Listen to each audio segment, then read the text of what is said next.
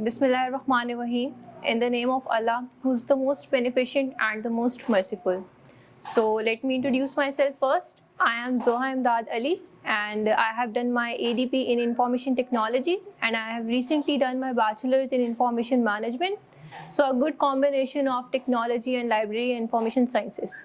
Currently, I'm doing my internship at UCP Library and I have learned so many things. Yesterday marked my 1 month there and I have learned so many things about the practicality of library and information sciences. So 1 month have passed and 1 month to go and so many learnings, especially in the library automation sector. I have learned so many new things. So let's start with the objective of why we are actually here. So before actually going into it, I want to ask you all a question. How many of you have made a New Year resolution or weekly goals or monthly goals and have completed it successfully? आप में से किसने अभी तक new years resolutions बनाए हैं और उनको कंप्लीट किया है successfully? So I will share my story. Before reading this book, I haven't completed any goal 100%. मैंने किसी भी गोल को इस बुक को पढ़ने से पहले 100% कंप्लीट नहीं किया. This book have changed my perspective and my mindset about the personality traits and my habits and my overall behavior towards life. So I want to introduce this book. This book is Atomic Habits and it was published in 2018 and it was written by James Clear. And as soon as it got published, it quickly became a bestseller and it has transformed many lives, including me. So the basic agenda behind Atomic Habits is how small and everyday actions can lead to remarkable results. See, हमारी movies देखकर, dramas देखकर और series देखकर एक mindset create हुआ है कि एक दिन आएगा जो सब कुछ बदल जाएगा और मेरी लाइफ बिल्कुल बेटर हो जाएगी. हम हमेशा रिजल्ट्स ओरिएंटेड होते हैं लेकिन हम एक्शन ओरिएंटेड नहीं होते. So this book helps you in building systems. So let's start with understanding the fundamentals of atomic habits, the science behind these two words, atomic and habits. What are habits? A habit is a routine or behavior that is repeated regularly and it tends to occur in your mind subconsciously. एक habit आपकी routine है जो कि आप रोज़ करते हैं और वो आपकी सबकॉन्शियस में आ जाता है कि आप ऑटोमेट होते हैं वो काम करने के लिए. सो वेदर इट्स गुड और bad habit, it sets the foundation of your daily life. एक स्टडी शो करती हैं कि 40% of our actions are subconscious, कि हम सबकॉन्शियसली वो एक्शंस 40% जो हमारे एक्शंस होते हैं डेली लाइफ में वो हम ऑटोमेटिकली परफॉर्म कर रहे होते हैं. So if you want to change your life, you have to change your habits first. So why atomic? अभी जैसे सर ने भी एक एटॉमिक के पीछे की साइंस समझाई, मैं भी उसी चीज़ पर रेनफोर्स करूँगी कि atomic word refers to the smallest unit of matter. मतलब कोई ऐसी चीज़ जो कि इनसिग्निफिकेंट सी नज़र आ रही हो लेकिन जब उसके अंदर हम एक कंपाउंड का फैक्टर लगाते हैं, कंपाउंडेड का फैक्टर लगता है तो it leads to remarkable results. So the question is how habits shape identity. हमारी जो आदत होती हैं वो हमारी आइडेंटिटी को कैसे शेप करती हैं. So each small action you take reinforces the identity you want to build. मैंने सोच लिया कि मैंने एक फाइनेंशियली फ्री पर्सन बनना है और उसको लेने के लिए मैं जो एक्शंस ले रही हूँ वो मेरी उस आइडेंटिटी को रीइंफोर्स करेगा कि हाँ मैं एक फाइनेंशियली फ्री पर्सन बनना चाहती हूँ. So it also tells the power of 1% improvement. See, 1% एक बड़ा insignificant सा नंबर लगता है लेकिन जब इसको कंपाउंड किया जाता है तो it leads to dramatic improvements. James Clear ये बताते हैं कि अगर आप 1% इम्प्रूव करते हैं इन अ ईयर, 1% आप डेली एक्शंस ले रहे हैं एक पूरे साल के अंदर, तो bye the end of that year you have improved 37 times before the last year.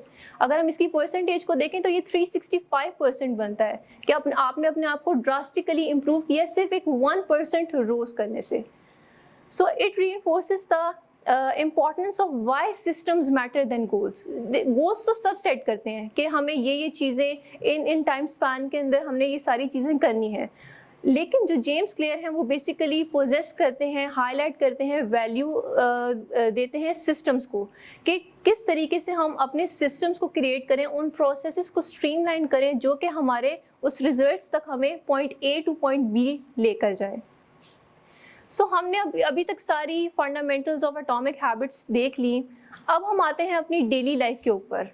हम अपनी डेली लाइफ समझते हैं कि हम किस तरीके से अपने डेली एक्शंस जो सबकॉन्शियसली हम परफॉर्म कर रहे होते हैं उसके पीछे की साइंस क्या है। So as you can see the figure, the habit loop consists of 4 things: cue, craving, reward and response. सबसे पहले हम एक एक करके इन टर्म्स को समझते हैं और इस फिगर पे दोबारा आते हैं and it will tell you कि how you perform your habit, आप किस तरीके से आप अपनी हैबिट्स को देख रहे होते हैं अपनी डेली लाइफ में। So what is Q? Q is the trigger that starts a habit. ये क्या करता है, हमारे ब्रेन को सिग्नल करता है to perform a certain action. It can be in different forms. ये कोई स्पेसिफिक टाइम हो सकता है, कोई लोकेशन हो सकती है, कोई इमोशनल स्टेट हो सकता है। And number 2 is craving. Craving is the motivational force behind every habit. It's the desire to change your internal state. हमारी जो क्रेविंग्स होती हैं ना, वो हमारी आफ्टर मैथ फीलिंग के साथ कनेक्टेड होती हैं कि एक स्पेसिफिक एक्शन को परफॉर्म करने के बाद हमें कैसा फील होगा। सी, हम ह्यूमंस जो होते हैं ना, वो बेसिकली हमारा एजेंडा ये होता है, हम सुबह से लेकर शाम तक जो काम कर रहे होते हैं ना, उसके पीछे का एक एजेंडा होता है कि we have to seek pleasure and avoid discomfort, कि हमें प्लेजर मिले और हम उस डिस्कम्फर्ट को अवॉइड कर सकें। तो क्रेविंग उसकी मोटिवेशनल फोर्स है। सो हम अब दोबारा आते हैं इस फिगर के ऊपर। इस केस के अंदर द क्यू वाज कुकी। आप घर गए, आपने डाइनिंग टेबल के ऊपर कुकी देखी या कोई डोनट्स देखे, so it was your Q कि अगर आपको मीठा पसंद है तो आपके ब्रेन को सिग्नल मिला कि आपने वो कुकी खानी है। और आपकी क्रेविंग क्या होगी कि यार ये देखने में बहुत मज़ा लग रहा है, बहुत मज़े की लग रही है, तो ये खाने में कितने मज़े की होगी। तो ये आपके ब्रेन को सिग्नल करती है, ये एक मोटिवेशनल फोर्स होती है कि आप उस कुकी को खाएं। तो अब हम समझते हैं रिस्पॉन्स और रिवॉर्ड के पीछे की साइंस को, कि रिस्पॉन्स क्या होता है। रिस्पॉन्स हमारी एक्चुअल हैबिट होती है जो कि हम परफॉर्म कर रहे होते हैं। ये रिस्पॉन्स होता है किसको, क्यू को और क्रेविंग को। इसमें रिस्पॉन्स में सबसे पते की बात यह है कि if the response is too difficult to perform, you are less likely to perform it, and if the response is easy, you are more likely to perform it. आपका अगर उसका रिस्पॉन्स ईजी है तो आप उसको परफॉर्म करेंगे regular basis पे। अगर उसका रिस्पॉन्स मुश्किल है तो you are less likely to perform it. और रिवॉर्ड क्या है, वो आफ्टर मैथ की फीलिंग है, वो एंडोर्फिन्स का रिलीज होना है, वो डोपामिन का रिलीज होना है, या आपको सेंस ऑफ प्लेजर और रिलीफ देता है डिस्कम्फर्ट से। सो अब आप समझ सकते हैं कि क्रेविंग के बाद आपका रिस्पॉन्स क्या था, उस कुकी को खाना। और कुकी को खाने के बाद अगर आपको मीठा बहुत पसंद है तो आपके ब्रेन के अंदर हैवी अमाउंट्स में एंडोर्फिन्स और डोपामिन रिलीज हुआ, जिसने आपको एक सेटिस्फैक्ट्री एक फीलिंग दी जिसको आप बार बार क्रेव करेंगे। मतलब अगर आपने एक कुकी खा लिया उसके बाद आपके ब्रेन के अंदर काफ़ी हद तक डोपामिन रिलीज हुआ है, तो you are more likely to perform कि आप सेकेंड भी खाएं और आप थर्ड भी खाएं। और बहुत सारे लोगों का होता है कि वो कंट्रोल नहीं कर पाते। इसके पीछे की साइंस भी यही होती है। हैबिट लूप के अंदर सबसे जो इम्पॉर्टेंट फैक्टर है ना, वो इमीडिएट और डिलेड रिवॉर्ड्स का है। See, we human seek instant gratification. हमें इंस्टेंट ग्रेटिफिकेशन चाहिए होती है, हमें फ़ौरन से प्लेजर चाहिए होता है कि अगर हमारा रिवॉर्ड जो है वो इमीडिएट है तो हम उस हैबिट को दोबारा से परफॉर्म करेंगे, लेकिन अगर वो डिलेड है तो we are less likely to perform it. So the key to building good habits is to finding ways to make it more rewarding and more immediate. क्या आपको फ़ौरन से वो immediately आपको वो एक अच्छा pleasure मिले और वो immediate हो, आपकी satisfactory feeling भी हो और आपको वो immediate भी हो। So हमने fundamentals को cover कर लिया, हमने हैबिट लूप को देख लिया। अब हम आते हैं इस बुक के एसेंस के ऊपर, the 4 laws of behaviour change. As you can see in this figure, for creating a good habit और for breaking a bad habit, science एक ही है लेकिन ये 2 एक्सट्रीम्स हैं। और हम इन 4 लॉज को साइड बाय साइड देखेंगे कि अगर हमने if we want to create a good habit और if we want to break a bad habit, हम कौन सी अप्रोचेस को यूज़ करेंगे इन दोनों को परफॉर्म करने में। सो the first law is make it obvious. दोबारा आते हैं हैबिट लूप के ऊपर। हम घर गए, डाइनिंग टेबल पे हमने कुकीज़ पड़े हुए या डोनट्स पड़े हुए देखे, तो हमारे ब्रेन को क्या मिला, क्यू मिल गया कि ये मैंने खाने हैं। सो द फर्स्ट लॉ इसी के ऊपर बनता है कि we have to make it obvious. अगर हम कोई अच्छी आदत बनाना चाह रहे हैं ना, तो हमें क्यूज़ को, इस तरह के क्यूज़ को ऑब्वियस करना पड़ेगा जो हमारी सराउंडिंग्स के अंदर हो और हमारी कन्वीनियंस के अंदर हो। So if you want to break a bad habit, you have to make it less apparent, कि आपको नज़र ही ना आए। The question is how to make it obvious. इसकी बेसिक साइंस ये है, the clarity and the visibility. See आपने ये एक सेंटेंस या फ्रेज सुना होगा, out of sight out of mind, कि अगर आपके जहन में, अगर आपके सामने कोई चीज़ नहीं है तो वो आपके जहन में भी कम आती है, लेकिन अगर वो कोई चीज़ आपके जहन के सामने है तो you are more likely to perform it. So you have to make your cues clear, visible, in your convenience, जहाँ पे आप ज़्यादा टाइम अपना स्पेंड करते हैं। इसकी सेकेंड स्ट्रैटेजी ये है द इम्प्लीमेंटेशन इंटेंशन। ये काम हम बहुत सारे लोग करते हैं कि हम लोग बहुत बड़े बड़े गोल्स को सेट कर लेते हैं, लेकिन इशू ये होता है कि हम उसको स्पेसिफिक नहीं करते। So the one powerful technique is you have to set a clear plan for when and where the habit will occur. See, I will behavior at time in location, I will read 10 pages of Atomic Habits at 9:30 PM in my bed। अब मैंने इस formula में क्या किया, मैंने इस formula को specific कर दिया अपनी सिचुएशन से लेकर। तो अब मेरा क्या होगा कि मैंने स्पेसिफिक भी किया और मैंने उन क्यूज़ को विजिबल भी कर दिया, तो I would more likely to perform it, less chances होंगे कि मैं इसको अवॉइड करूँगी। And the third strategy is habit stacking. See, it is the most important. ये हैबिट स्टैकिंग क्या करती है, आपकी एग्जिस्टिंग रूटीन के अंदर एक चीज़ को फिट इन कर देता है। इसकी एग्जाम्पल क्या है कि after I pour my morning coffee, ये मेरी एग्जिस्टिंग हैबिट है, मैंने रोज़ सुबह उठना है, मैंने कॉफ़ी पीनी है, ये मेरी रूटीन है, इसको ये शुरू से ऐसा होता जा रहा है। अब मैं क्या कर रही हूँ कि मुझे एक नई हैबिट क्रिएट करनी है जर्नलिंग की, कि मैं अपने थॉट्स को, अपने प्लान्स को, अपने गोल्स को लिखूँ। तो मैं क्या करूँगी, हैबिट स्टैकिंग कर दूँगी कि जब भी रोज़ मैंने सुबह उठना है, अपनी मॉर्निंग कॉफ़ी लेनी है, तो उसके बाद मैंने 5 मिनट तक जर्नलिंग करनी है। सी, इससे क्या हुआ कि अब रोज़ सुबह तो मैंने उठना है, मॉर्निंग कॉफ़ी भी पीनी है, तो ये मेरे ब्रेन को सिग्नल करेगी कि you have to do the journaling as well. ये आपकी न्यू हैबिट थी और आपने ये करना है। फर्स्ट लॉ को इन्वर्ट कर देंगे तो ये बन जाएगा मेक इट इनविजिबल। आप you have to create a good habit, तो आपने क्या किया, क्यूज़ को विजिबल कर दिया अपनी सराउंडिंग्स के अंदर। लेकिन अगर आपने उस आदत को ख़त्म करना है, you have to break the bad habit, so you have to make it invisible. इसकी जो प्राइम एग्जांपल है, आई गेस कि मर्द हजरात इससे ज़्यादा रिलेट कर पाएंगे। If you always smoke during your lunch break because you pass a convenience store, आपका लंच ब्रेक है और आप एक रेगुलर स्टोर है जहाँ पे आपकी रूटीन है कि आप एक पर्टिकुलर स्टोर पे जाके स्मोकिंग करते हैं। So the first step you will take, you have to change your route. आपने अपनी इस आदत को ख़त्म करना है। आप रोज़ यहाँ पर आते हैं, अपनी जॉब पर आते हैं, आपको लंच ब्रेक मिलता है, आप एक स्पेसिफिक स्टोर पे जाते हैं और वहाँ पे स्मोकिंग करते हैं। So the first step you will take in breaking that bad habit is to change your route. आप उस राउट को चेंज करेंगे और आप किसी दूसरे स्टोर पे जाएंगे। ठीक है, ये आपका फर्स्ट स्टेप होगा। साइड बाय साइड हम इसको देखते जाएंगे कि हम आगे इसको कैसे बढ़ाएंगे। So the second law is make it attractive. To make a good habit, you have to make it more appealing and desirable, and to break a bad habit you have to make it unattractive. So the question is how will I make my habit attractive? See, our brains are wired to seek pleasure and avoid discomfort. तो मैं अपने habits को उन positive emotions के साथ linked कर दूंगी कि जिन हैबिट्स को मैं बिल्ड करना चाहती हूँ। इसकी एग्जांपल क्या होगी, temptation bundling.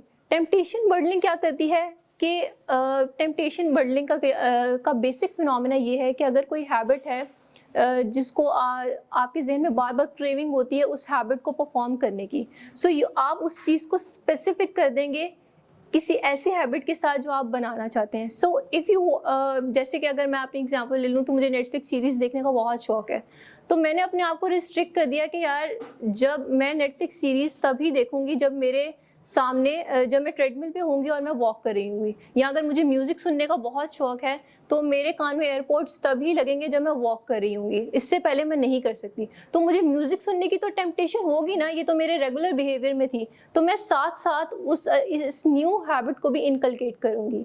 And the number third is habit stacking. ये जो जैसे हमने पहले देखा कि मैं हैबिट स्टैकिंग को लेकर आऊँगी एग्जिस्टिंग हैबिट के अंदर न्यू हैबिट को इनकलकेट करके।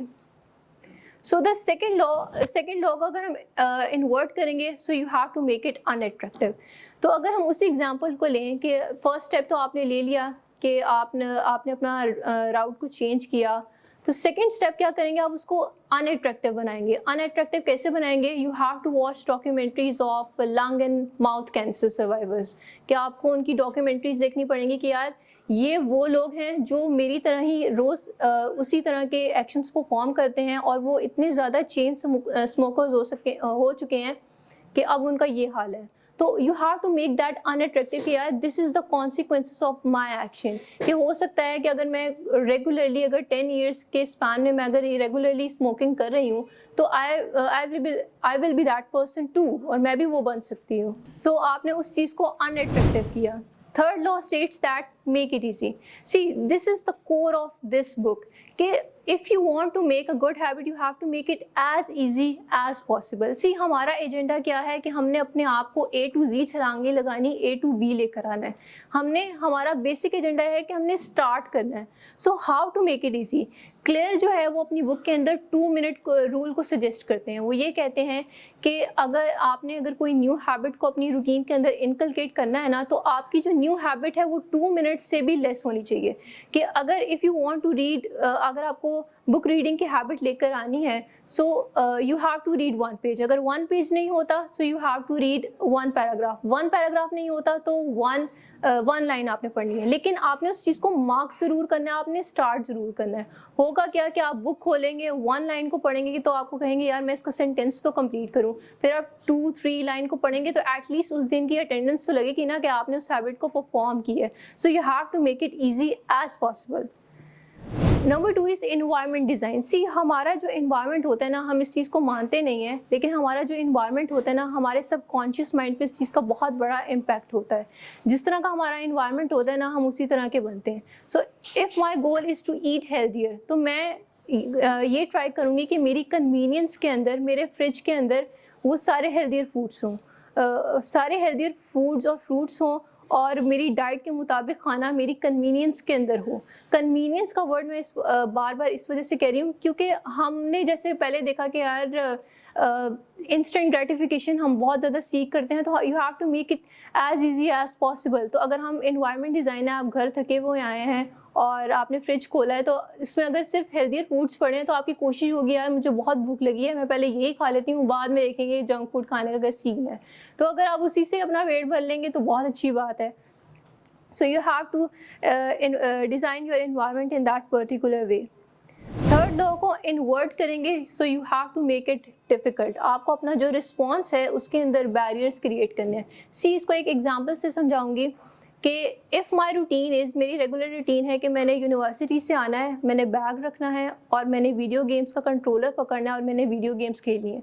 सी, ये एक स्मूथ प्रोसेस है। अब मैंने इस हैबिट को ब्रेक करना है, so I have to create hurdles in between. मैंने उसके बीच में हर्डल्स क्रिएट करनी है कि यार सबसे पहले मैं क्या करूँगी, उस गेम को डिलीट कर दूँगी। उस गेम को डिलीट करने से क्या होगा कि जब मैं दोबारा आऊँगी, I have to reinstall that app. उससे क्या होगा, टाइम डिले होगा। री इंस्टॉल होने में भी तो टाइम लगेगा ना। और उसका सेकंड स्टेप क्या होगा कि मैं पासवर्ड को कॉम्प्लिकेट कर दूंगी, पासवर्ड को ढूंढने में भी तो टाइम लगेगा ना। So the basic agenda is we have to delay that. हम उसको डिले करना शुरू करेंगे ना तो हमारा जो अटेंशन स्पैन है वो भी स्ट्रॉन्ग होगा। हमारा बेसिक एजेंडा यहाँ पे है कि हमने इतने ज़्यादा बैरियर्स क्रिएट करना शुरू कर देने कि जो हमारा माइंड इस चीज़ से प्रोग्राम हुआ है ना कि हमें कन्वीनियंस के अंदर और कन्वीनियंस के अंदर सारी चीज़ें मिल जाएं और इंस्टेंट ग्रेटिफिकेशन मिल जाए, उस चीज़ को डिले करने के लिए कहा गया है। So the fourth law states that make it satisfying. So this is the deciding factor. अगर आपका किसी हैबिट को लेके रिस्पॉन्स जो है, रिवॉर्ड जो है वो एक अच्छा है, एक सेटिस्फाइंग है, you are more likely to perform that particular habit. So if you want to build a habit, you have to make your reward immediate and satisfying, and if you want to break that habit, make it undesirable. So the question is how to make it satisfying. सबसे पहले तो आपने goal set कर दिया कि यार 30 days हैं, ठीक है, और मैंने गोल सेट कर लिया कि 30 डेज़ में रोज़ 5 मिनट्स वॉक के लिए जाऊंगी। मैं पहले उसकी हैबिट ट्रैकिंग की, यार मैं रोज़ जा रही हूँ, और 30 डेज़ के एंड पे I have to reward myself. वो रिवॉर्ड कुछ भी हो सकता है, आप अपने आप को स्वीट टूथ से कर सकते हैं, कोई एक स्वीट चीज़ से कर सकते हैं, जिससे भी आपको बहुत ज़्यादा डोपामिन रिलीज होता है। It keeps you going, it helps you to keeps you going, it help to keep you going. Habit tracking में का बेसिक फिनोमेना ये है कि जब भी आप अपनी हैबिट को कंप्लीट करें ना, you have to track it. आप रोज़ उस चीज़ को टिक मार्क करेंगे ना, तो जब आप उस पूरे महीने की स्ट्रीक को देखेंगे तो आपको एक सेंस ऑफ अचीवमेंट मिलेगी कि यार मैं अगर 30 डेज़ को कर सकती हूँ तो मैं 60 डेज़ भी कर सकती हूँ, मैं 60 डेज़ कर सकती हूँ तो मैं 90 डेज़ भी कर सकती हूँ। हम बहुत सारे लोग हैबिट ट्रैकिंग को ना एक इतना अहमियत नहीं देते उस चीज़ को कि यार इससे क्या ही हो जाएगा, बट इट गिव्स यू, ये आपके सबकॉन्शियस माइंड में ये बात बैठ जाती है कि if I can perform it in 30 days तो मेरे लिए 60 डेज़ भी कोई मुश्किल बात नहीं है। फोर्थ लॉ को इन्वर्ट कर देंगे, so you have to make it unsatisfying. आपको अपने जो रिजल्ट्स हैं उनको आपको एक नेगेटिव कॉन्सिक्वेंस को इंट्रोड्यूस करवाना है जितना भी आप कर रहे हैं। अगर आप अपने अगर आप वर्कआउट करते हैं और आप स्किप करने को अनसेटिस्फाइंग बनाना चाहते हैं, so you have to arrange accountability system.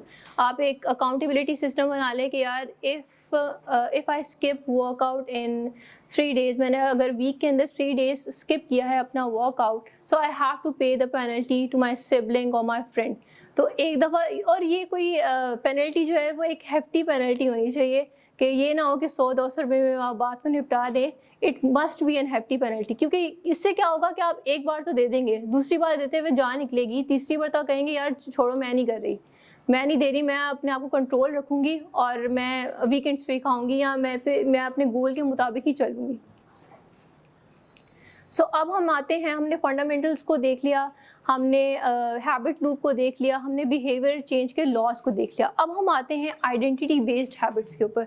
As you can see in the figure, first इसकी जो आउटर लेयर है ना, वो हमारे आउटकम्स को रिप्रेजेंट करती है। वो सारे रिजल्ट्स, वो सारी आउटकम्स जो कि हम सीख करते हैं सुबह से शाम के, यार मैं इतने पैसे कमा लूँ, या मेरी बॉडी ऐसी हो, या मेरे पास मेरे फाइनेंसेस इस तरह के हों। प्रोसेसेस क्या हैं? वो सारे सिस्टम्स, वो सारे हैबिट्स जो मैं उस चीज़ को लेकर बिल्ड करूँगी, अपने गोल को माइंड में रखते हुए बिल्ड करूँगी।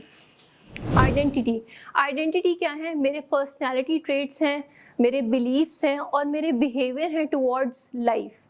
अब the question is why identity matters in habit formation. Identity का हैबिट से क्या लेना देना है? हमारी जो हमारी आइडेंटिटी है ना, वो डीपली टाइड है किसके साथ? हमारे बिहेवियर्स के साथ। मैं अगर क्लियर ने भी इस चीज़ को एक्सप्लेन किया है कि अगर आप कोई रोज़ पर्टिकुलर एक्शन लेते हैं ना, तो ये एक वोट जाता है उस पर्सन के लिए जो आप बनना चाहते हैं। देयर इज़ अ बॉक्स, ठीक है, और मैंने यहाँ पे लिख दिया कि यार I want to lose 10 kgs in 3 months और 4 months, ठीक है, और मैं रोज़ उसके लिए एक्शन ले रही हूँ। तो क्या है, उस स्पेसिफिक पर्सन के लिए, उस 50 kg पर्सन के लिए रोज़ाना मैं वोट कास्ट कर रही हूँ कि मैं रोज़ वर्कआउट कर रही हूँ, तो मुझे उसका रिजल्ट ये मिलेगा कि यार this is the person I want to become. So habits shape your identity. Habits जो हैं वो आपकी आइडेंटिटी को शेप करती हैं, और आइडेंटिटी आपके हैबिट्स को शेप कर रही होती हैं। How to build identity based habits. सबसे पहले तो आपने ये डिसाइड करना है what the person you want to become. आपको क्या करना है? सबसे पहले तो आपने अपना गोल डिफाइन किया ना कि आपने बनना क्या है, और उसका सेकंड स्टेप ये है, you have to prove it with small wins. आपने रोज़ सुबह उठ के उस पर्सन के लिए वोट कास्ट किया जो कि आप बनना चाहते हैं, और आपने अपनी स्मॉल विंस से ये प्रूव किया कि यार this is the person I will be in, और आपको एक I will be in a year और in a month according to your goal. तो ये एक सेंस ऑफ अचीवमेंट भी आपको देती है। The most important thing is the plateau of latent potential। इस फ्रेज का बेसिकली मतलब ये है कि ये जो फ्रेज है ना, बेसिकली डिफाइन करता है उस टाइम पीरियड को जहाँ पे हम अपने गोल को लेके एफर्ट्स तो कर रहे होते हैं, लेकिन हमें उसके मुताबिक रिजल्ट्स नहीं मिल रहे होते। As you can see in the graph कि जब शुरू में आप वैल्यू ऑफ डिसअपॉइंटमेंट के अगर ऊपर आप देखें, तो शुरू में आपको बिल्कुल कम और बल्कि ना होने के बराबर आपको रिजल्ट्स शो हो रहे हैं, लेकिन उसका ग्राफ जो है वो बिल्कुल ऊपर की तरफ जाता है। लेकिन उसका जो स्पेसिफिक टाइम पीरियड होता है ना, जो वैल्यू ऑफ डिसअपॉइंटमेंट होता है, यहाँ पे बहुत सारे लोग गिव अप कर देते हैं। 99% लोग यहाँ पर गिव अप कर देते हैं, यार मैं तो रोज़ जिम जा रहा हूँ या मैं रोज़ हेल्दी खा रही हूँ, लेकिन मेरी बॉडी पे उस चीज़ का कोई इफेक्ट नहीं है। So you have to face it. How will you have to tackle it और फेस इट? Be patient. सबसे पहले तो काम है कि आपने अपनी हैबिट फॉर्मेशन के अंदर अर्ली स्टेजेस के अंदर you have to be patient and you have to trust the process. आपने कंपाउंडिंग के जो इफ़ेक्ट्स हैं उन पर ट्रस्ट रखना है कि ये जो चीज़ मैं रोज़ कर रही हूँ इट विल बी कंपाउंडेड और इसके रिजल्ट्स मुझे नज़र आएंगे but after a specific period of time. So I have to be patient. See environment design की हमने पहले भी बात की, इस फिगर के अंदर भी अगर आप देखें, see if I want to read a book daily और मैं चाहती हूँ कि मेरे अंदर बुक रीडिंग की आदत हो, तो सबसे पहले मेरा क्या होगा कि मैं अपनी कन्वीनियंस के अंदर और जहाँ जहाँ मैं सबसे पहले तो मैं नोट करूँगी कि यार मैं अपने घर में आती हूँ तो मैं सबसे ज़्यादा टाइम कहाँ स्पेंड करती हूँ, तो मैंने जहाँ जहाँ मेरा टाइम स्पेंड करती हूँ ना वहाँ वहाँ मैंने अपनी बुक्स के क्यूज़ छोड़ दिए। सो क्या होगा कि जब जब मैं उस बुक को देखूँगी it will signal my brain क्या यार you have to read 1 page, मतलब आपने गोल सेट किया हुआ था you have to read 1 page और बार बार आपकी ब्रेन को सिग्नल जाएगा। अगर आप उस चीज़ को लेके अवॉइड भी करेंगे ना but it will signal your brain. So how to build it, you have to make your good habits easier. आपने अपने इन्वायरमेंट के अंदर इतने मल्टीपल क्यूज छोड़ देने that it will signal your brain. अगर आपने अपनी हैबिट्स को हार्डर बनाना है तो आपने फ्रिक्शन को और इनकन्वीनियंस के मेथड को अप्लाई करना है अपनी बुरी आदतों के दरमियान। और you have to prime you have to make specific spaces for specific habits। आपने एरिया को डेजिग्नेट कर देना है कि यार इस स्पेसिफिक एरिया में मैं बैठ के, जैसे हमने स्टार्ट में देखा कि I will read 10 pages of atomic habits at 9:30 PM in my bed. तो मतलब जब भी मैं रात को सोने के लिए आऊँगी तो मेरे ब्रेन को सिग्नल जाएगा कि I have to read it. तो कहीं ना कहीं मैंने इतने मल्टीपल क्यूज छोड़ दिए कि मेरे पास अब कोई ऑप्शन ही नहीं है उस हैबिट को परफॉर्म ना करने की। So I want you guys to take 3 things with you. Number 1, the power of consistency। आपने 1% रूल को अपने जहन में रखना है कि 1% एक्शंस अगर मैं एवरीडे ले रही हूँ इन अ ईयर तो 37 times by the end of year मुझे उसका रिजल्ट मिलेगा and you have to be patient. Number 2 is building a habit requires time not perfection. So you don't have to be perfect at first. बहुत सारे लोग ना perfection को choose करते हैं ओवर कंसिस्टेंसी, क्या है मुझे परफेक्ट होना है इस पर्टिकुलर टास्क में। सबसे पहले तो आपने रेगुलर होना है, आपने अपने जहन में बिठाना है कि यार मुझे बुक पढ़नी आती है या नहीं आती है, मुझे उसका मतलब समझ में नहीं आता, एटलीस्ट मैं पहले उसको पढ़ूँ तो सही। आहिस्ता आहिस्ता वो चीज़ मेरे लिए सही होती जाएगी, मुझे समझ आना शुरू हो जाएगी। So number 3 thing is you have to embrace the process not just the outcome. आपने अपने प्रोसेस के ऊपर फोकस रखना है, आउटकम्स आपको ऑटोमेटिकली मिल ही जाएंगे अगर आप कंपाउंडिंग के इफेक्ट पे बिलीव करते हैं। Number 2 is the importance of reflection. बहुत सारे लोग इस चीज़ को लेके अवॉइडेंट होते हैं और इग्नोरेंट होते हैं, वो रिव्यू नहीं करते कि उन्होंने स्पेसिफिक पीरियड ऑफ टाइम में क्या किया है। So you have to review कि आपने कितने टाइम के अंदर कितनी प्रोग्रेस की है, उस पर रिफ्लेक्ट करना है और उसके ऊपर रिव्यू लिखना है कि यार मैंने इस स्पेसिफिक पीरियड ऑफ टाइम में ये एक्शंस परफॉर्म किए हैं, सो इसका मुझे क्या रिजल्ट है। 2 is adjust your environment and habits. जिस तरह के इंसान आप बनना चाहते हैं उसी तरह के एनवायरनमेंट में अगर आप अपने आप को एडजस्ट करेंगे so it will be a good thing. And number 3 is celebrate small wins. आपने अपनी स्मॉल विंस को सेलिब्रेट करना है। इससे क्या होगा कि आपको सेंस ऑफ अचीवमेंट मिलेगी, आपको खुशी होगी, आपको एक सेंस ऑफ अचीवमेंट मिलेगी कि यार मैं कर सकती हूँ, मेरे अंदर I have the grit to do this. And number 3 is long term vision and patience. आपने the plateau of latent potential को अपने जहन में रखना है कि यार अगर मुझे अभी अपने एफर्ट्स का रिजल्ट नहीं मिल रहा सो मुझे मिल जाएगा। You have to be patient and you have to stick to the process. आपने सिस्टम्स पे फोकस करना है, प्रोसेस पे फोकस करना है, रिजल्ट्स आपको ऑटोमेटिकली मिल जाएंगे। And number 3 is patience over perfection. आप पेशेंट होंगे, आप प्रोग्रेस करेंगे तो ऑटोमेटिकली आपको अपने काम में परफेक्शन मिल जाएगी। So that's all from my side. Thank you so much.